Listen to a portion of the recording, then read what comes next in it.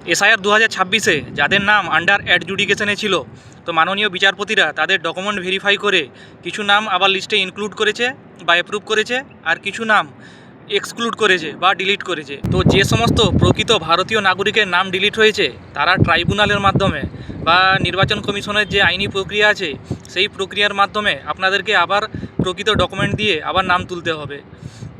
তো সোশ্যাল মিডিয়ায় এই ভিডিওটা দেখলাম যে যাদের নাম ডিলিট হয়েছে বা এক্সক্লুড হয়েছে, তারা কিভাবে কোন পদ্ধতি অনুসরণ করবে সহজে নাম তুলতে পারবে। এই ভিডিওটা দেখলাম খুব ভালো, আপনারা এই ভিডিওটা দেখতে পারেন। অন্তত পক্ষে যাদের নাম ডিলিট হয়েছে তাদের জন্য এই ভিডিওটা খুব উপকারী। হঠাৎ করে দেখলেন ভোটার তালিকা থেকে আপনার নামটাই নেই, ব্যাপারটা বেশ চিন্তার, তাই না? কিন্তু একদম ঘাবড়াবেন না। কি করতে হবে চলুন আমরা এই বিষয়টাই একটু সহজ করে জেনে নিই।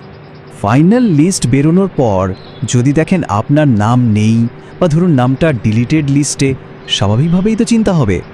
কিন্তু আগেই বললাম, প্যানিক করার কিচ্ছু নেই। এর জন্য একটা পরিষ্কার নিয়ম আছে। আমরা সেই পথটাই সহজ করে বুঝে নেব যাতে নিজের অধিকারটা ঠিকঠাক ফিরে পাওয়া যায়। তাহলে প্রথম কাজটা কি, মানে ফার্স্ট স্টেপ, আপনাকে যেতে হবে ডিইও বা ডিস্ট্রিক্ট ইলেকশন অফিসারের কাছে। এটাই কিন্তু সবচেয়ে জরুরি ধাপ। আর হ্যাঁ, এখানে সবচেয়ে বড় ব্যাপার হলো সময়। ফাইনাল লিস্ট বেরোনোর পর হাতে সময় পাওয়া যায় মাত্র 15 দিন। এই ডেডলাইনটা কিন্তু কিছুতেই ভোলা চলবে না। প্রসেসটা কিন্তু একদম সোজা। প্রথমে নিজের জেলার ডিস্ট্রিক্ট ইলেকশন অফিসারের অফিসে যেতে হবে। উনি সাধারণত ডিস্ট্রিক্ট ম্যাজিস্ট্রেট বা ডিএম হন। সেখানে গিয়ে নামটা আবার লিস্টে তোলার জন্য একটা ফর্মাল আপিল বা আবেদন জমা করতে হবে। আর অবশ্যই আবেদনের সাথে আপনাকে প্রমাণ দিতে হবে যে আপনি একজন ভ্যালিড ভোটার। তার জন্য যা যা দরকারি কাগজপত্র আছে সব জমা করতে হবে। কিন্তু যদি ডিইওর কাছে আপনার আবেদনটা কোনো কারণে রিজেক্ট হয়ে যায়, তখনও কি সব আশা শেষ? না, একদমই না। চলুন দেখে নিই এর পরের ধাপে কি করতে হবে। ডিইওর সিদ্ধান্তের পরেও কিন্তু আপিল করার সুযোগ আছে। ডিইও যদি নামটা বাদ দেন, তো সেই ডিসিশনটা জানার পর থেকে আরও 15 দিন সময় পাওয়া যাবে। এবার আবেদন করতে হবে রাজ্যের মুখ্য নির্বাচনী আধিকারিক বা সিইওর কাছে। আর মজা ব্যাপার হলো, সিইওর কাছে আবেদন করার জন্য কিন্তু আপনাকে কষ্ট করে কলকাতা দৌড়াতে হবে না। নিজের এলাকার যে বিএলও আছেন বা ডিইওর মাধ্যমেই আপনি আবেদনপত্র জমা দিতে পারবেন। আর সবচেয়ে সহজ উপায় তো হলো অনলাইন, ঘরে বসেই আবেদন করা যায়। আচ্ছা, এই যে বিএলও বা ডিওর কথা বলছি, তাদের সাথে যোগাযোগটা করবেন কিভাবে? ফোন নম্বর বা অফিসে ঠিকানা কোথায় পাবেন? এটারও কিন্তু একটা ডিজিটাল সমাধান আছে।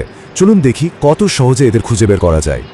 এর জন্য সোজা চলে যেতে হবে ইলেকশন কমিশনের অফিসিয়াল ওয়েবসাইটে electors.eci.gov.in। অ্যাড্রেসটা ভালো করে দেখে নিন, দরকার হলে একটা স্ক্রিনশট নিয়ে রাখতে পারেন। ওয়েবসাইটটা খুললেই হোম পেজে একটা অপশন চোখে পড়বে, নো ইয়োর BLO/DEO। এই লিঙ্কটাতে ক্লিক করতে হবে। এরপর একটা নতুন পেজ আসবে যেখানে আপনার এপিক মানে ভোটার আইডি কার্ডের নম্বরটা দিতে হবে। ব্যাস এতটুকুই কাজ। আর নম্বরটা দিয়ে সার্চ করার সাথে সাথেই ম্যাজিকের মতো স্ক্রিনে আপনার এলাকার বুথ লেভেল অফিসার বা বিএলও এবং ডিস্ট্রিক্ট ইলেকশন অফিসার বা ডিইওর নাম আর ফোন নাম্বার চলে আসবে। ভাবুন যোগাযোগ করাটা কত সহজ হয়ে গেল। কিন্তু আবেদন তো করবেন, সাথে কি কি ডকুমেন্টস দেবেন একটা লিস্ট করে নিন। যেমন আপনার আধার কার্ড, পুরনো ভোটার কার্ডের একটা কপি কিংবা মাধ্যমিকের সার্টিফিকেট, মানে যেগুলোতে আপনার পরিচয় আর ঠিকানা দুটোই প্রমাণ হয়। এই ধরনের ডকুমেন্টস রেডি রাখতে হবে।